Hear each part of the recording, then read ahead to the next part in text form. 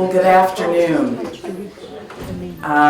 It is truly wonderful to see and to welcome everyone here, to see our students, our current faculty, emeriti faculty, friends.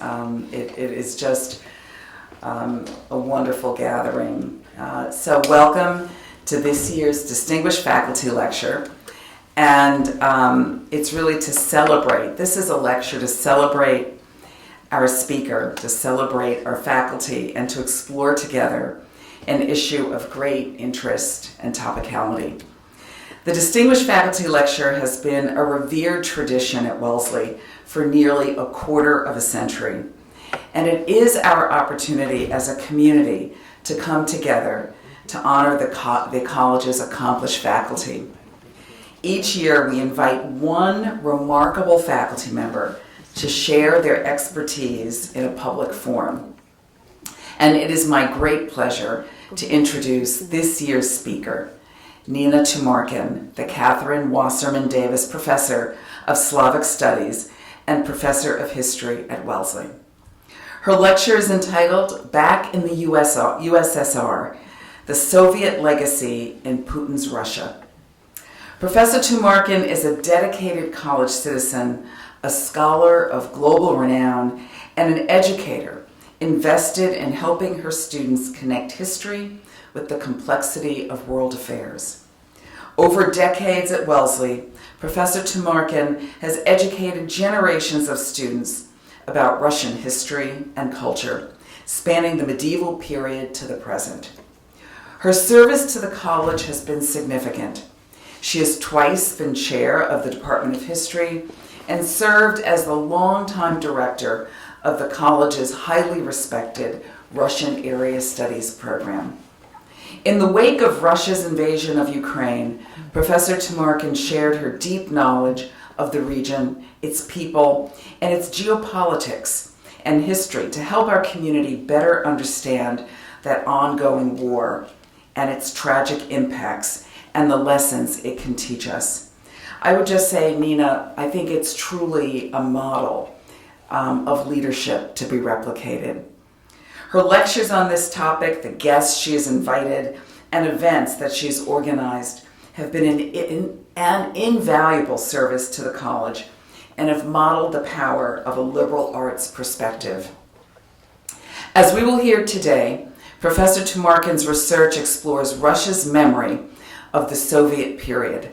She especially focuses on how the memory of World War II resonates in Russian society and politics, even as the Kremlin deploys it as justification for its war in Ukraine.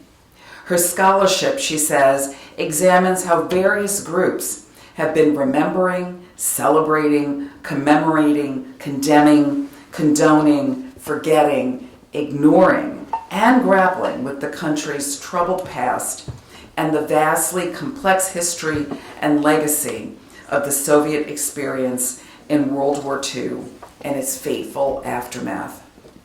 An accomplished scholar, Professor Tumarkin is the author of two books, The Living and the Dead, The Rise and Fall of the Cult of World War II in Russia, and Lenin Lives, The Lenin Cult in Soviet Russia. For decades, Professor Tumarkin has also held an affiliation with Harvard University's Davis Center for Russian and Eurasian Studies, where she has pursued research, participated in seminars, and presented on panels. Harvard is also where she earned her PhD in history. Professor Tumarkin not only teaches history, but her expertise earned her a special role in historical events. In the 1980s, and I think that's before some of you guys in this audience were born, she served as an advisor to President Ronald Reagan, briefing him and key cabinet members before his historic first meeting with the Soviet leader Mikhail Gorbachev in November of 1985. Professor Tumarkin, we are so fortunate to have you as part of this community and as a member of our faculty. And I'm truly eager to hear your insights on a topic of global significance. So without further delay, please join me in welcoming this year's distinguished faculty lecturer, Professor Nina Tumarkin.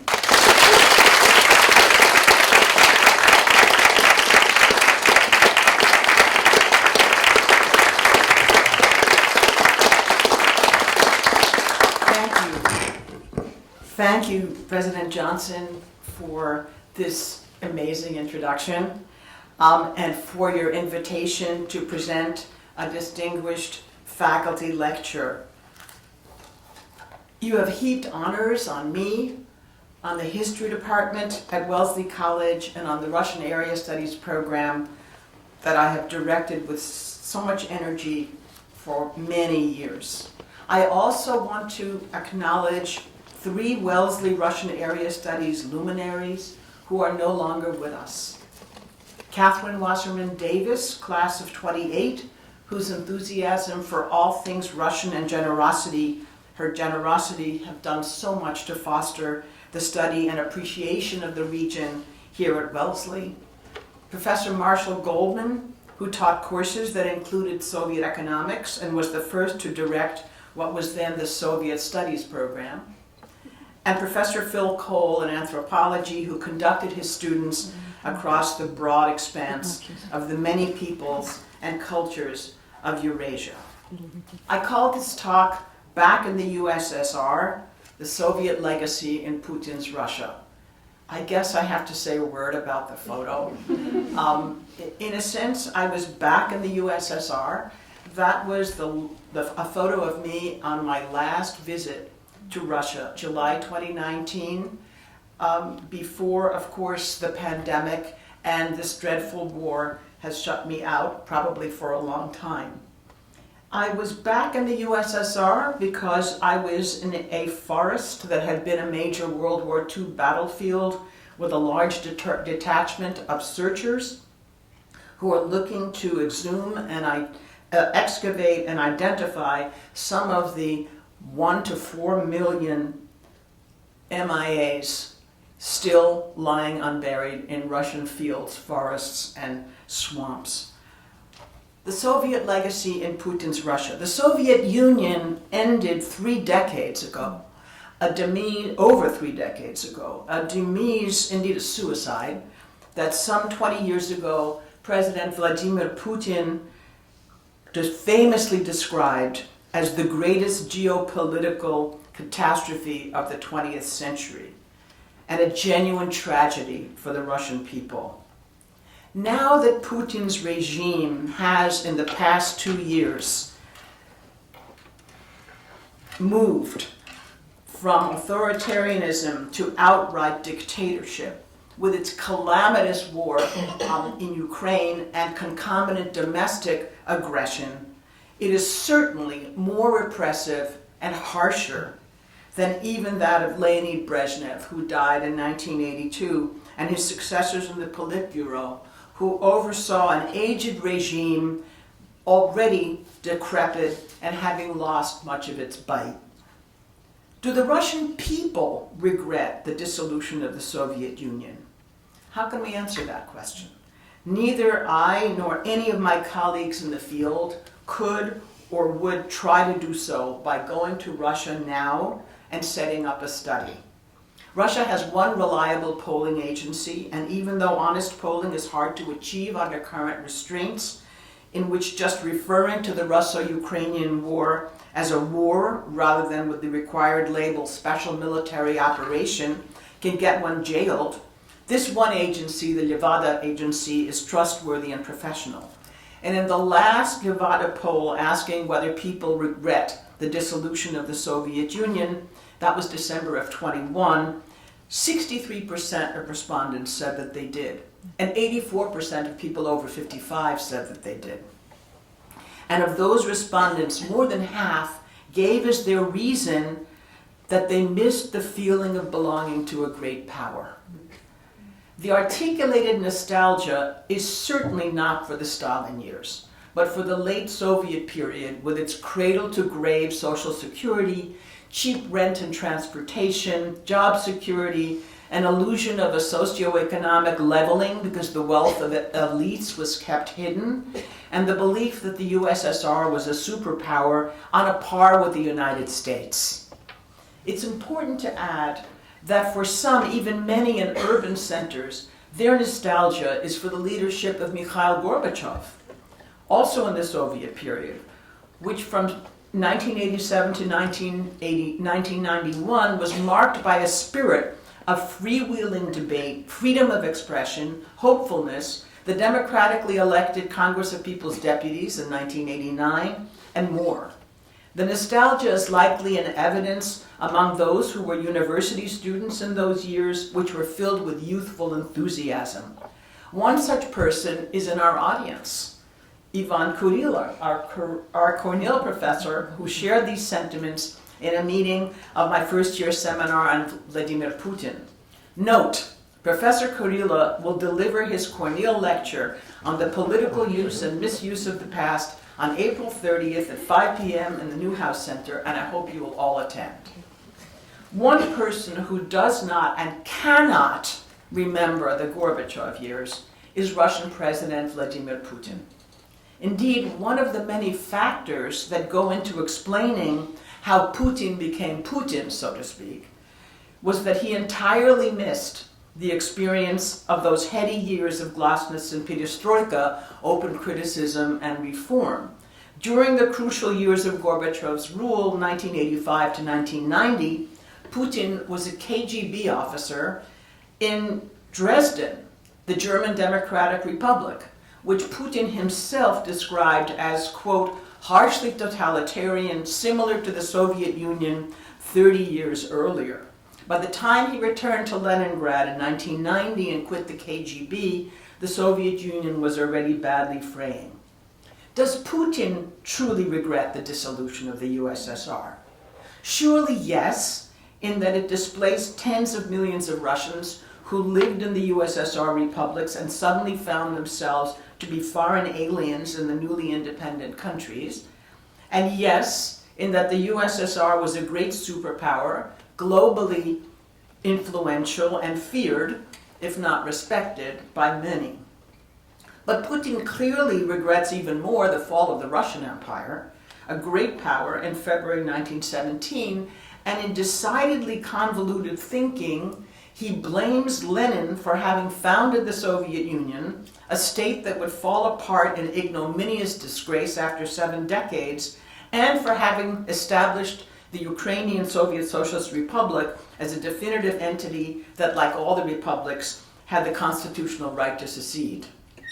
3 days before the February 24, 2024 invasion of Ukraine, Putin made a speech in which he said, Soviet Ukraine is the result of the Bolsheviks' policy and can be rightfully called Vladimir Lenin's Ukraine.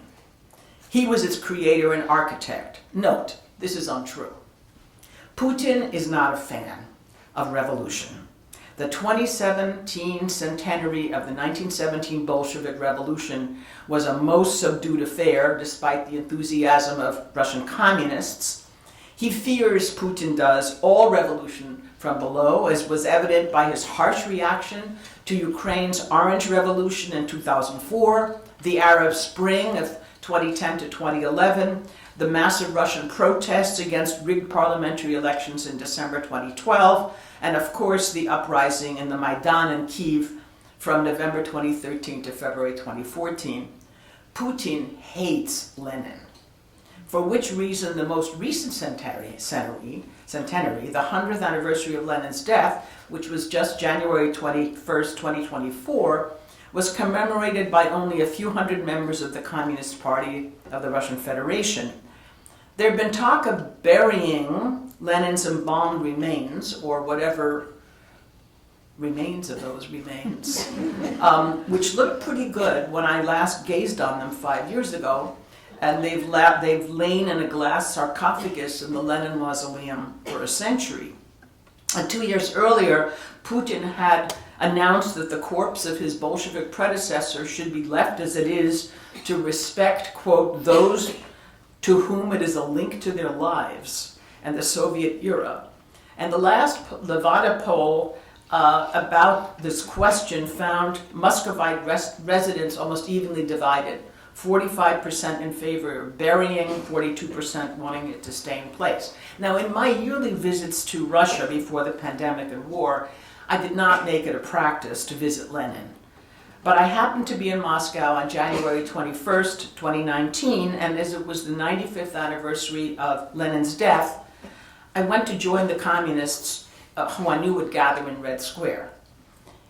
Almost everyone clasped a few red carnations, which I had assumed would be deposited at the entryway. We descended into the mausoleum, as in Soviet times, were allowed each 70 seconds to gaze at the author of Bolshevism. And then everyone filed out, most of them still clutching their carnations, which to my dismay, they piled onto the slab atop the grave of Joseph Stalin, their more beloved hero. Which brings us to Stalin. What is the legacy of Stalin and Putin's Russia?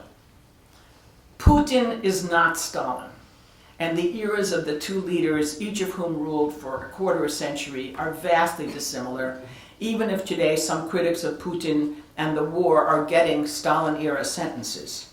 The recently deceased Alexei Navalny was serving a sentence of 19 years in circumstances so harsh that they really do resemble a penal colony in the Stalinist Gulag.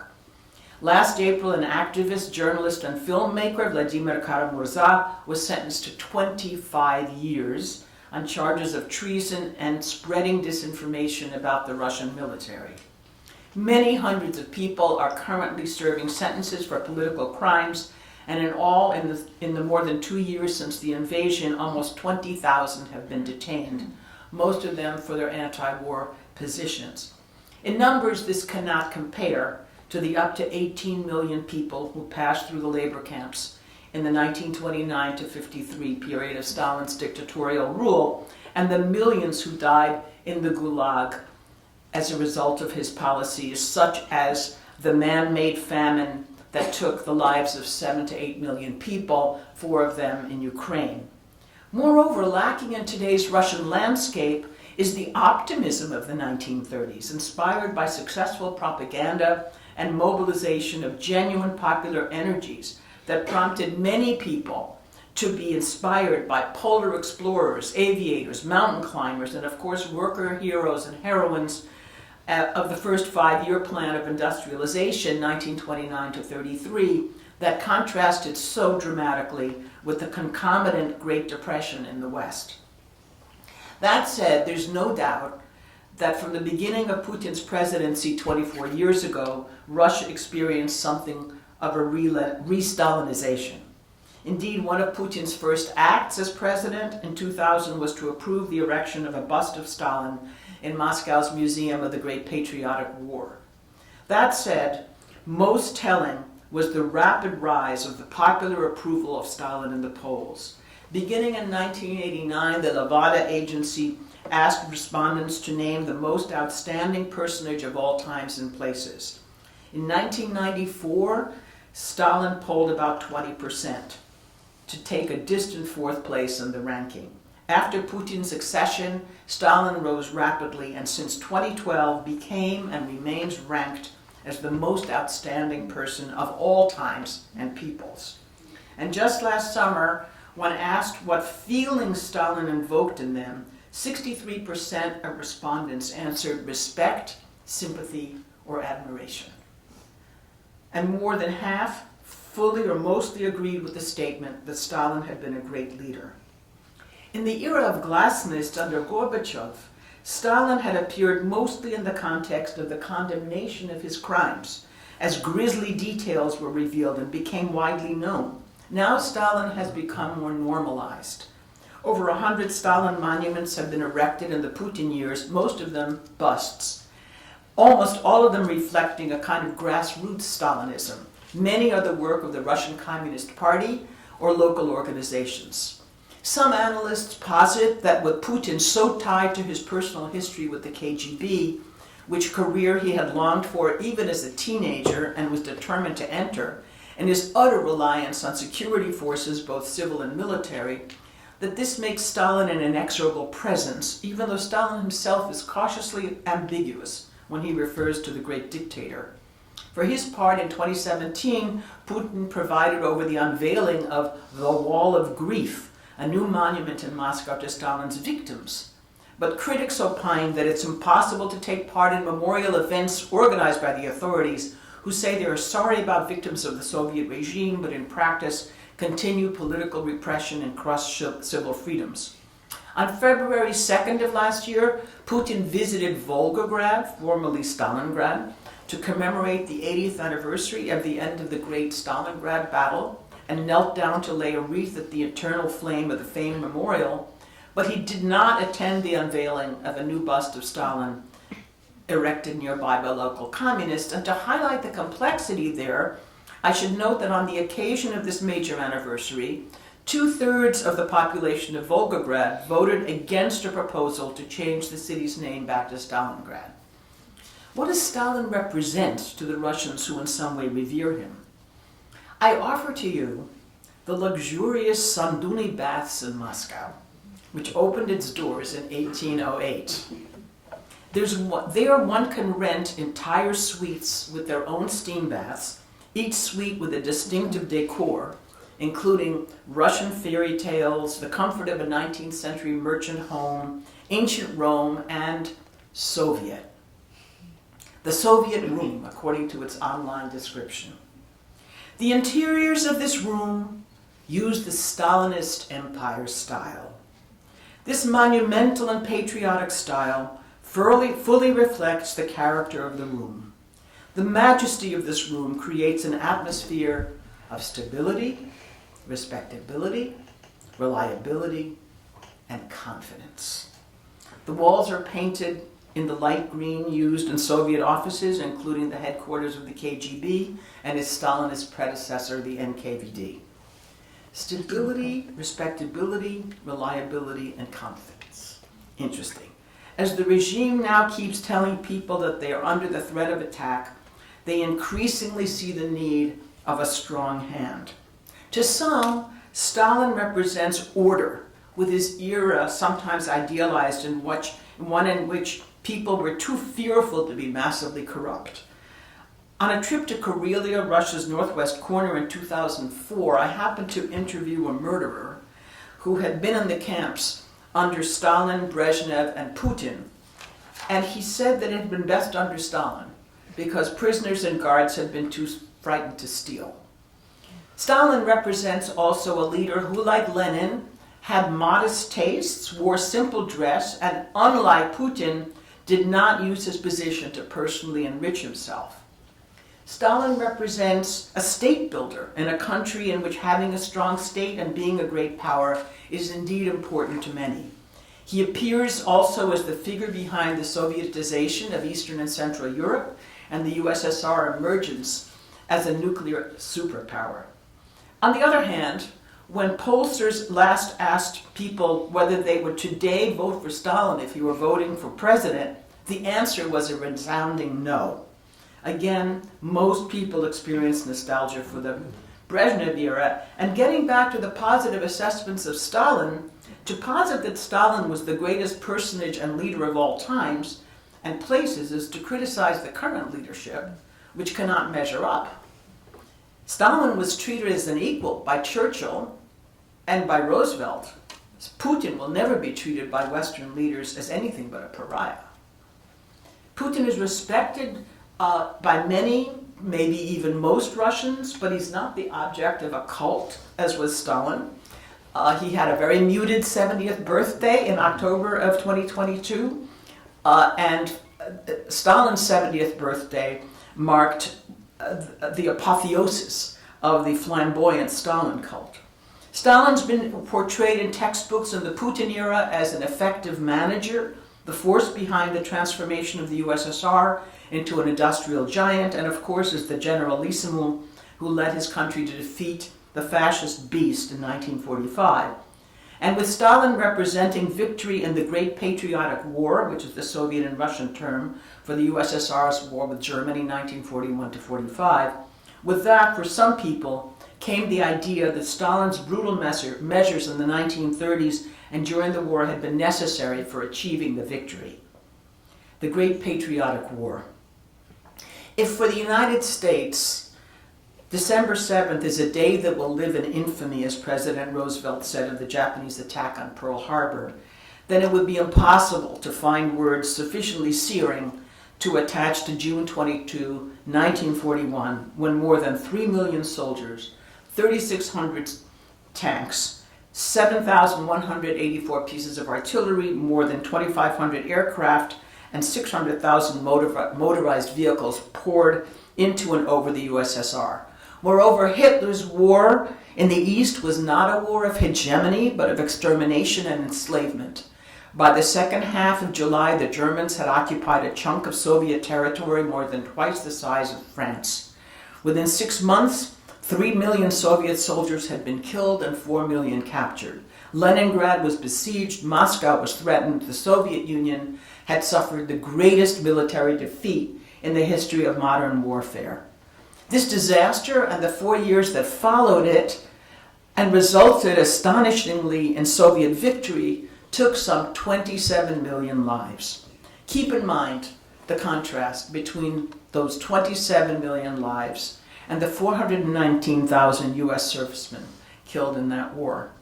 And just imagine Putin's fury on May 8th, 2020, the 75th anniversary of VE Day, when President Trump sent a tweet showing him and Melania at Washington's World War II Memorial with a very short voiceover by Mr. Trump that included this line.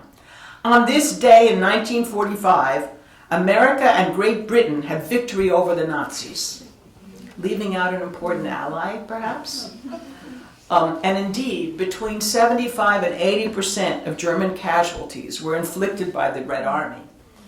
In 1965, a Soviet cult of the Great Patriotic War was launched at the start of the Brezhnev era. It was genuinely popular, but was also orchestrated by the authorities as a source of legitimacy in an era in which the myth of Lenin and the revolution had faded and in which most men in positions of power were veterans. The cult's salvational grand narrative of the Red Army's liberation of the world enslaved by Nazism was celebrated in monuments, publications, literature, art, military rites, civic and military, and also in the communist satellites. Victory Day, May 9th, was the annual moment of the greatest commemoration and heightened ritual, including parades and gathering of veterans and their well-wishers.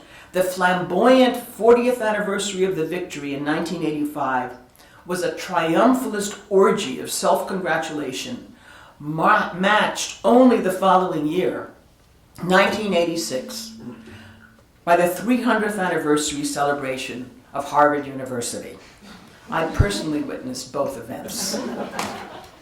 By 1990, as the Soviet period of Russian history was drawing to a close, the cult of the Great Patriotic War had been replaced by a rich amalgam of passion, regret, nostalgia, rage, and finally genuine remembrance as the ugly sides of the war were revealed and publicized. The secret protocol of the Nazi-Soviet pact that divided up Poland and swallowed up the Baltic states. The NKVD massacre of over 22,000 prominent Poles in 1940. The punishment battalions that sent politically suspect soldiers to clear minefields and a certain death, and much more. The war cult eroded in the first years after the fall of the Soviet Union, even as Russia was humiliated, among many other things, by counter-narratives from Poland, the Baltic states, and post-Soviet voices that declared that the Red Army had brought not liberation, but occupation and tyranny. At the same time, there was a grassroots wartime memory activism. A volunteer movement of searchers emerged with the goal of locating, raising, and burying with ceremony the remains of the unburied missing in action soldiers of the war. It claimed the state had not fulfilled its duty to those who had given their lives for it. The initiative was not only patriotic, but also anti-militarist, because it attracted attention to the enormous number of war casualties. 1995 was the 50th anniversary of the victory, and President Yeltsin did step up with a major celebration, including a parade of troops in Red Square and a small military parade in another site evidently because President Bill Clinton in Moscow for the occasion had said that he would not witness a military parade. After Vladimir Putin assumed the president, a robust and Russified cult of the Great Patriotic War was revived beginning in 2004. In addition to the upcoming 60th anniversary of the victory in 2005, heated memory wars with the Baltic states in the aftermath of their admission to NATO and the European Union in 2004, as well as the 2004 Orange Revolution in Ukraine, intensified the Russian leap into war-driven memory campaigns. Idealized history, narratives, and tropes took the place of a missing ideology. Tied to the USSR's unique and salvational role in defeating fascism was an assertion that the victory had also been a moral victory, which gave and continued to give Russia the right to dictate policy to others. Memory entrepreneurs deployed symbols such as the Georgian ribbon after St. George the Dragon Slayer. I know, you think it's probably Princeton University, but it's actually the Georgian ribbon. It was instituted under Catherine the Great in the 18th century, and it was revived. It represents victory in battle and was widely distributed as a sign of pride in military glory, especially since beginning in 2012, the start of Putin's third presidential turn, in which he veered sharply towards a historically grounded Russian nationalism, an assertion of Russia's continuous 1,000-year history, or a 1,000-year Reich, as we call it, his conservatism and unprecedented touting of traditional values, a moral high ground to oppose to the so-called decadent West. Also, the Russian world, which represents Russia as a unique civilization, a concept that consciously relativizes the borders between nation states and is used to justify the so-called protective role of the Russian Federation toward Russian-speaking minorities abroad, especially in the states of the former Soviet Union. It fuses respect for Russia's imperial past, Russian orthodoxy, and the Soviet victory over fascism in the Great Patriotic War. After the wildly popular annexation of Crimea in March 2014, thousands of jubilant Russians wore these Georgian ribbons pinned to their garments as markers of triumph. The following year, 2015, Russia celebrated the 70th anniversary of the victory. The only major foreign leaders present at the celebration and military parade in Moscow were the presidents of China and India. The event was boycotted by all Western leaders except the president of Serbia. Clinton had come for the 50th, George Bush had come for the 60th in 2005, and now this post-Crimea boycott infuriated Putin, who personally blamed President Obama for the insult. He said Obama wouldn't come, and so no one else came. Another important feature of the 2015 70th anniversary commemoration in Moscow was a mass public ritual that had begun in 2012 in the Siberian city of Tomsk, in view of the near disappearance of living veterans to march in procession as earlier. Two TV journalists devised a Victory Day march to honor their forebears, holding aloft large portraits of their family members who had fought in the war.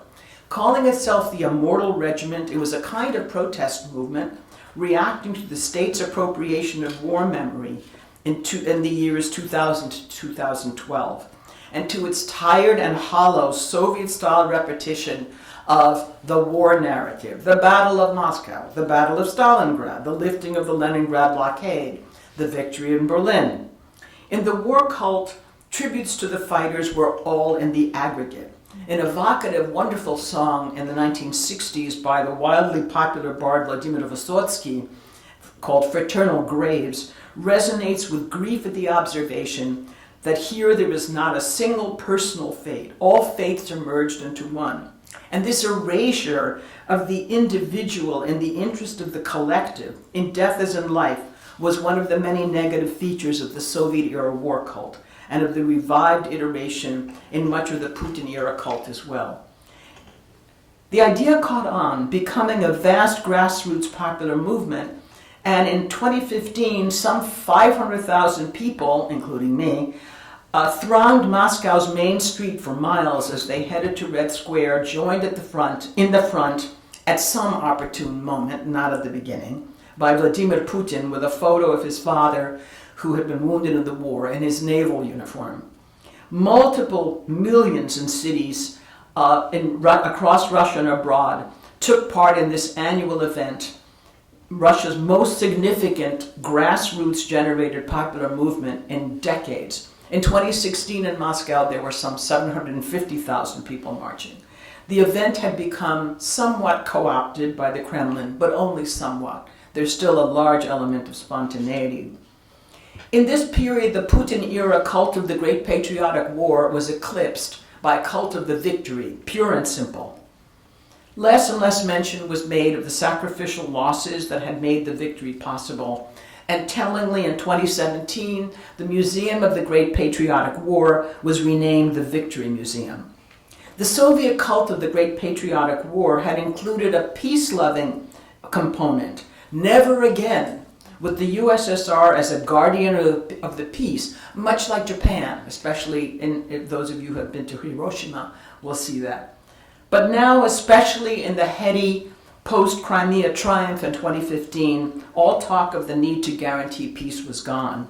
And I even saw some very disturbing bumper stickers and t-shirts that said, 1941 to 1945, we can do it again, showing what looked like symbolic figures engaged in anal rape, a figure with a hammer and sickle over one with a swastika, and a figure with a Russian flag over one with an American flag. Very ugly. And Russia is indeed trying to do it again in what it considers a proxy war with the West and the US in particular.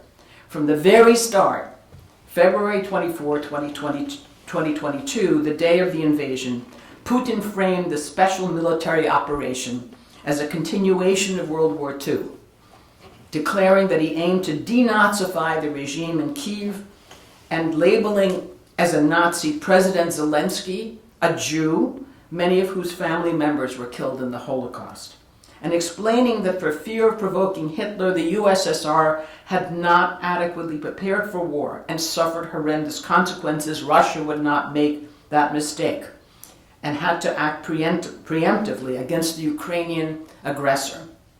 He even directed some of his remarks to officers in the Ukrainian army. Your fathers, grandfathers, and great-grandfathers did not fight the Nazi occupiers and did not defend our common motherland to allow today's neo-Nazis to seize power in Ukraine. Over time, the neo-Nazi justification for the ongoing special military operation was replaced by the struggle against the West and the US, which it claims is out to destroy Russia completely. But the Nazi label is still invoked.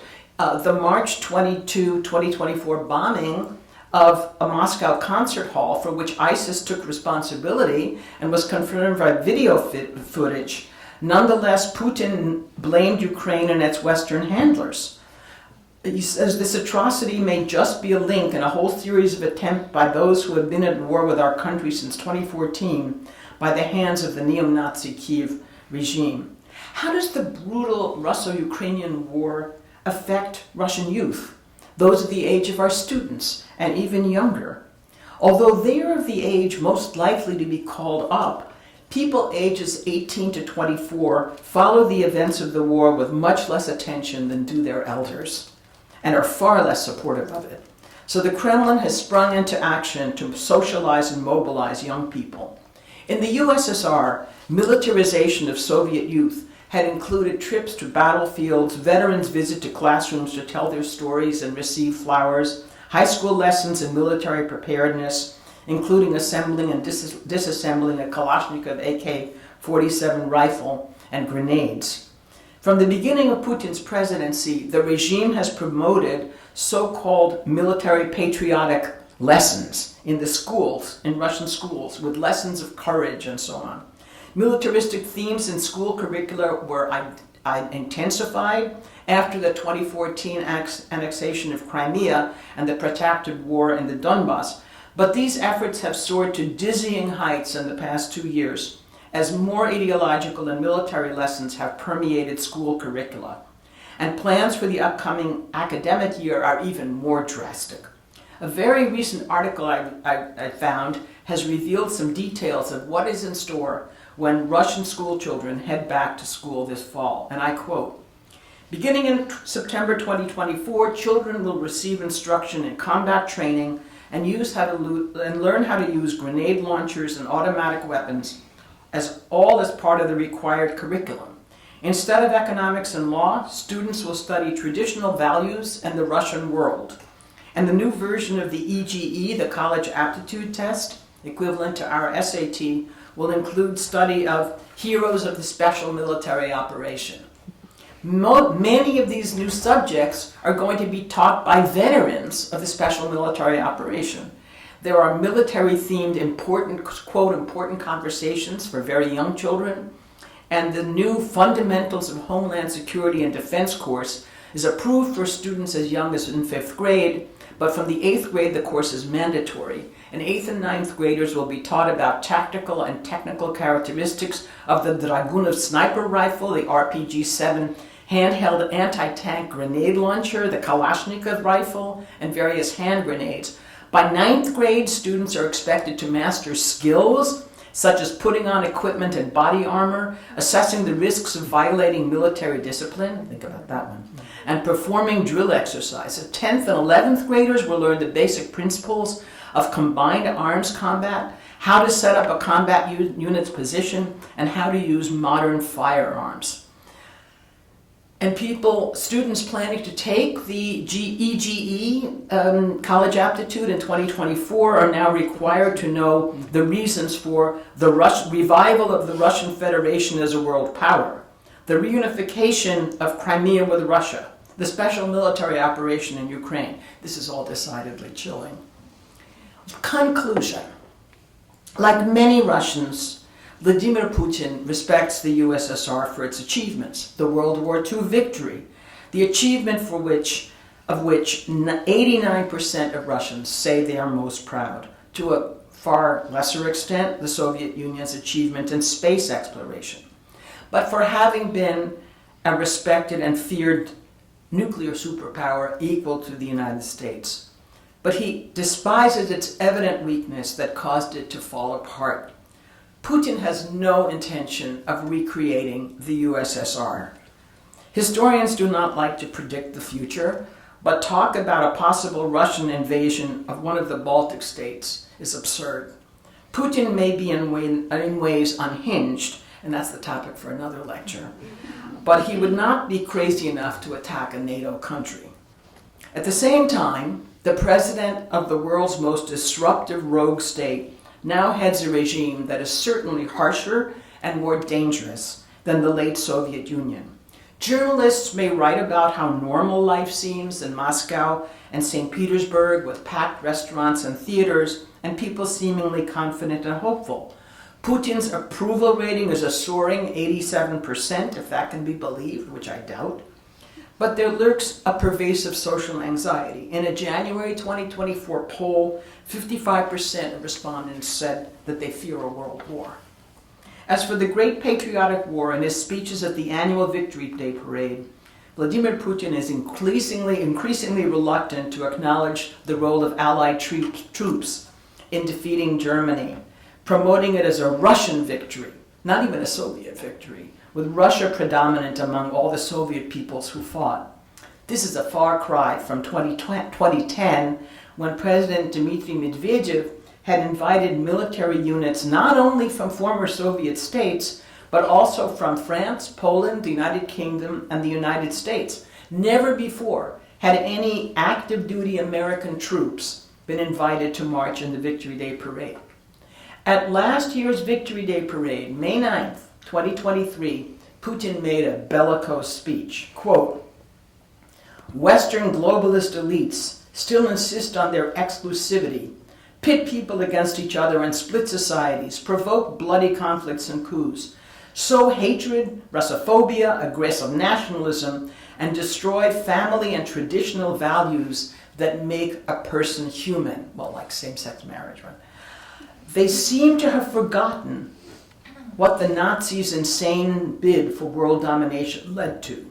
They forgot who defeated this monstrous total evil, who stood up as a wall for their native land and did not spare their lives for the liberation of the peoples of Europe. But in 2023, the Immortal Regiment was canceled for security reasons. Evidently, the fear was that Russians would march while displaying not photos of their loved ones in the Great Patriotic War, but photos of their loved ones in the special military operation, in the Russo-Ukrainian War, that people would come out with portraits of their fathers, their brothers, their sons, their lovers. The regiment would turn out to be not at all immortal, but all too mortal. On May 9th, 2024, Russia will commemorate the 79th anniversary of its victory over fascism. The victory will be the one over Germany and not over the falsely labeled fascists in Kiev. On May 9th, 2024, Wellesley students will finish their final exams and final papers. So all hail to them, and advance congratulations to the brilliant graduating class of 2024. Thank you.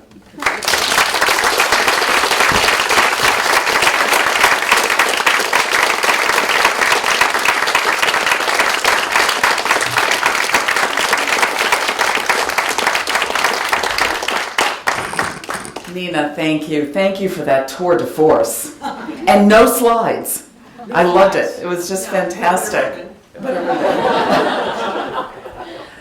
I'm just going to kick it off, and then we're going to have take questions. So we have this celebration in May. What do you kind of project for the next, if you were to look at the next 5 years, what do you think is in store? In store for Russia? Yeah, for Russia. Well, unless something happens, I think this war is going to continue for a very long time. Putin is going to be, again, unless something happens, and I sometimes do reflect on Putin's death, which is a subject that does leap to mind, right? But assuming he stays in power and stays healthy, it's hard to imagine how he could end this war. He seems to need it in order to still seem strong, in order to mobilize the population. I think, I don't want to sound too pessimistic, but I think if the war drags on for many years, it's really hard to imagine how Ukraine could prevail against the gargantuan Russian army. And also, I'm sorry, but quite a bit depends on the US election this coming November. And in fact, in thinking about what Putin is thinking about in terms of his plans and about the war, he's waiting for this election to see what's going to happen. Because it certainly is possible if there's a president who's elected who then cuts off US aid to Ukraine, the end could come sooner rather than later. So I think that in the next 5 years the future doesn't look very good. But you know, I'm Jewish, but I once went to church with my husband, and there was somebody was talking about their difficulties in life, and there was a woman who stood up and she said, you know, the Bible says, and it came to pass. It does not say, and it came to stay. Which is actually a great line. Right? Yeah, it's a great line. So there will be an end to Putin. And Russians tend to be pessimists and think, well, if after him, it'll probably be somewhat worse, something worse, somebody worse. We don't know. I mean, things after Stalin died, there was a rapid liberalization. I mean, it happened with dramatic quickness, dramatic speed. And you know, after Putin, it could be that there would be some dramatic change for the better. So that's all I could say. Yeah, well, thank you. Yeah. And I was impressed to hear the results of the polling and whether or not that's Yeah. accurate. The fact that those in Russia, they do hold Gorbachev in terms of who they might elect. Right. Some do. Some do. Some do. I mean, I think Ivan Kurila does, right? But, you know, some do. But especially, it depends when you were born. Yeah. You know, so if you were the age of our students in 1988, and we're present at all of these hopeful happenings, and in 1989 with the election of the Congress of People's Deputies, which was so opposite to what was happening in China with the Tiananmen Square, right, at the same time, June of 1989, right? So it depends when you lived and what you remember. Yeah. Thank you. Right. Any questions? Yes. I'm sure you're familiar with Wellesley's distribution requirement of taking a non-Western course. What would your response be to if Russia is Western and that very complicated issue of what determines Western, and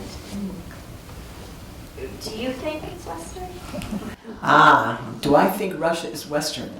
Well, you know, it's the double-headed eagle, right? Looking east and west. Actually, the old multicultural requirement also talked about interaction between peoples and cultures, and so some of my courses, like my medieval course and Imperial Russia course, actually does count for the requirement because there's so much cultural borrowing and interaction. And I don't know whether in the Soviet period you want to call this Sovietization of Eastern Europe exactly interaction.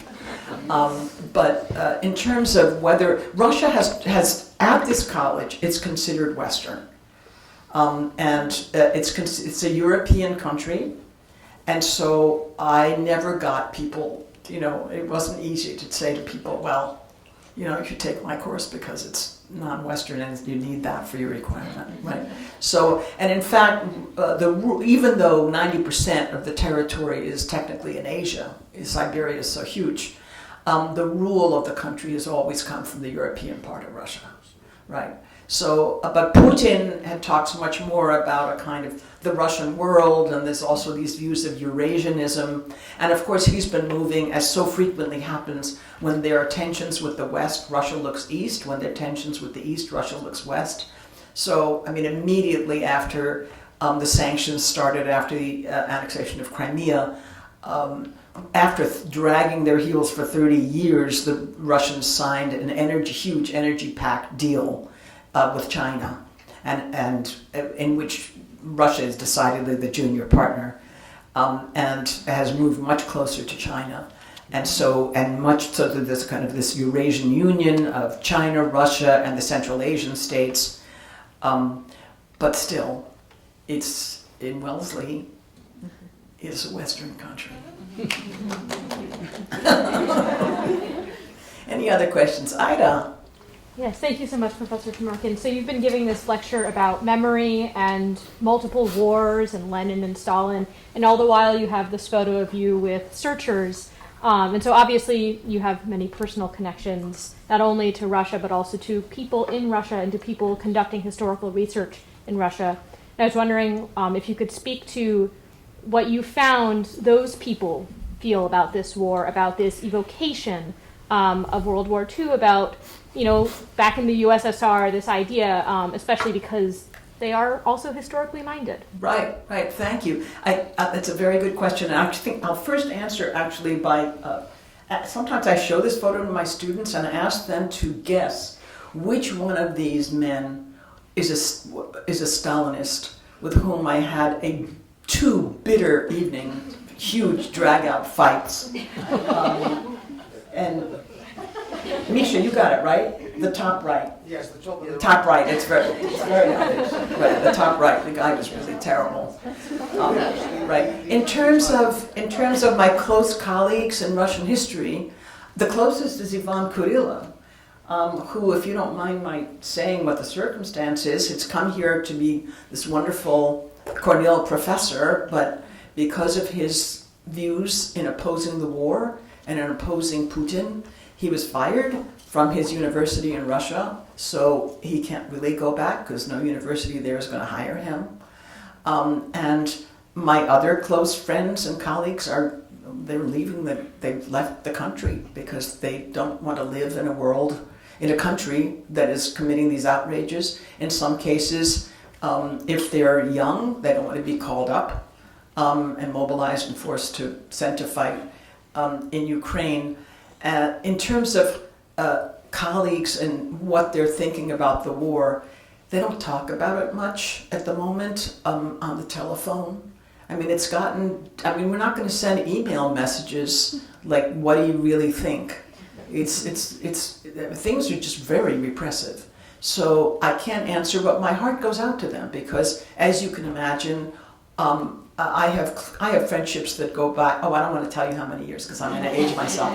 But I have friendships that go back for decades, and obviously everybody among my friends, except one, is desperately distressed about this war. But then there are other instances. So I have very close friends. They're not a colleague. The woman works in the Russian Literary Archive, the main Russian Literary Archive, and her husband, who used to be what I consider a normal person, started getting very enthusiastic about Putin some years back and is a supporter of the war. And they live in a tiny apartment. And she hates the war and hates Putin, and he's a supporter. And I said, how do you manage? And she said, well, I try to make sure we talk only about our children, So it's tough. Yes. Oh, hi, Anna. I thank you for your talk. It was really interesting. I think we obviously talk a lot about Russia from the Russian perspective, and a lot, I think, in the West is based on a Russian perspective. As someone who is Ukrainian, I'm just curious, what you think about in terms of teaching Ukrainian studies or kind of providing more of a Ukrainian perspective when we're talking about these global issues, and we're talking about Russian history, Ukrainian history, and just the history of Eastern Europe and obviously Eurasia. And I know a lot of colleges, liberal arts colleges, are starting to expand their kind of Slavic studies departments into including more, whether that's renaming or changing topics to kind of expand that narrative. How would you say you are trying to work towards that, or how do you feel about the importance of doing so? Oh, it's very important. It's very important. I mean, I'm including Ukraine, but since I also include other peoples. So, and I have focused more on the Holodomor, on the Ukrainian famine, and I have in my Soviet history course included more on the 19th century persecution of Ukraine, but also the 19th century persecution of Jews. I mean, I'm not singling out Ukraine, although for obvious reasons it's important to do that. And I do it also more in talking about it in my Russian Performing Arts course.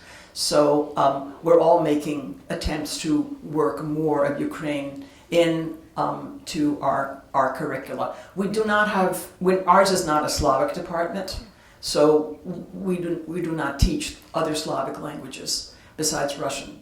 And my talk today was about Russia. And I only have 50 minutes, so I chose to talk about Russia. But Ukraine obviously is very important and will continue to be included in our curricula, definitely.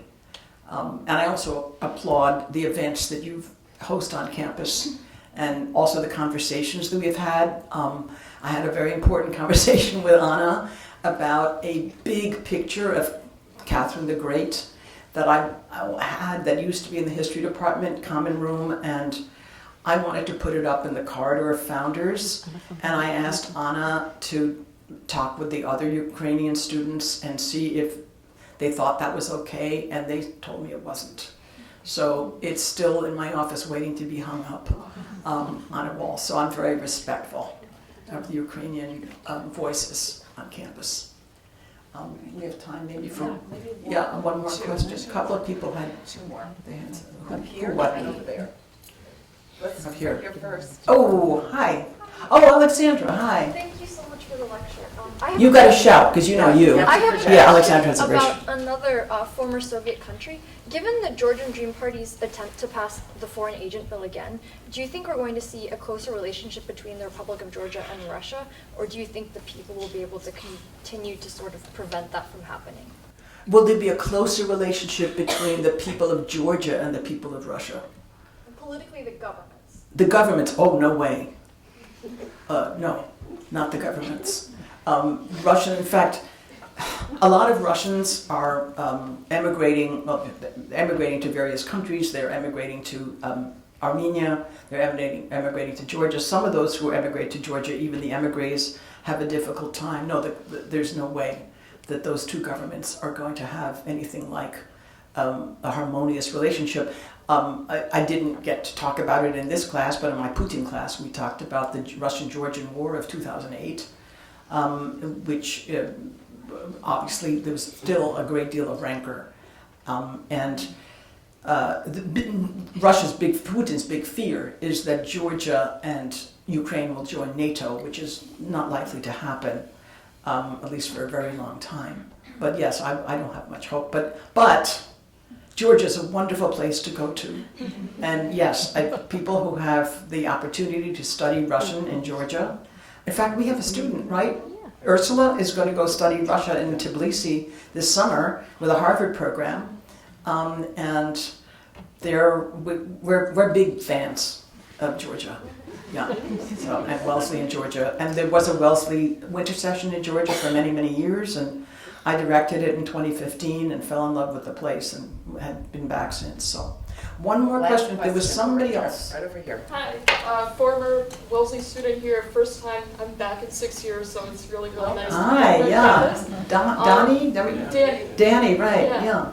So I've been following this pretty closely, and I really like what you said about the end, kind of answering that first question about kind of looking 5 years into the future. What are the kind of different outcomes that could happen? And obviously the one that we all want to happen is Russia kind of becoming more democratic, but kind of like just even looking at the political and economic dimension. So kind of just starting first from the standpoint that in terms of recent historical memory, I don't think anybody in Russia wants to go back to kind of the 1990s and shock therapy and what happened economically there. So I think that's kind of be on everyone's minds in that sense. But just to quickly go back to my main point before I go into my question.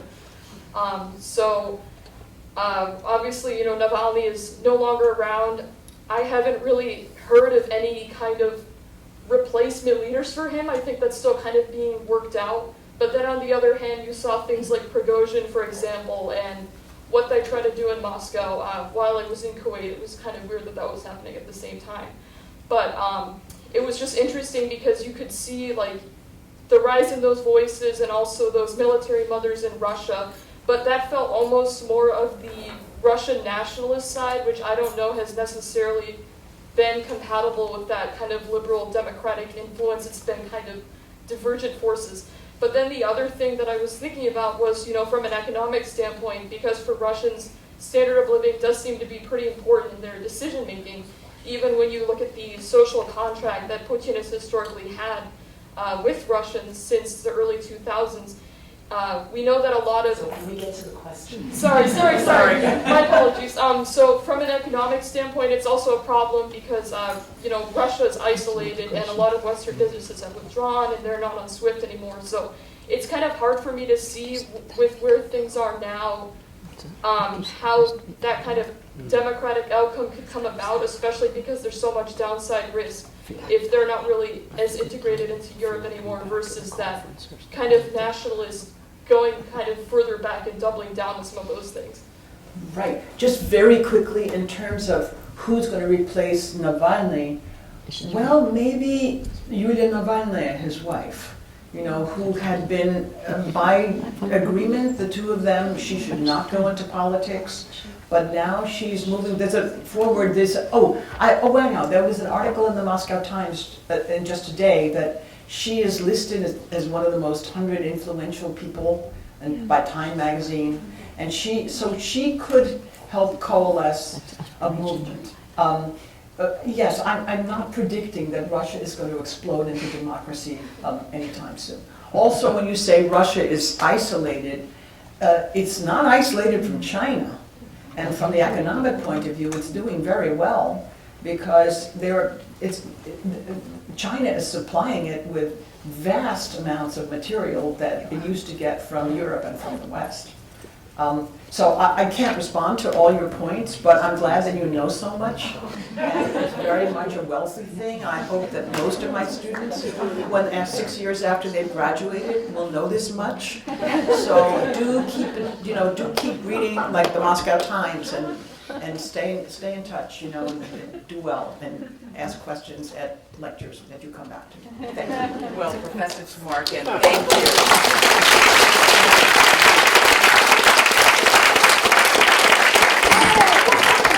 Hold it before the film goes. Wait. We will have a reception right at the end of this film, right across the path at the Davis Museum. Thank you.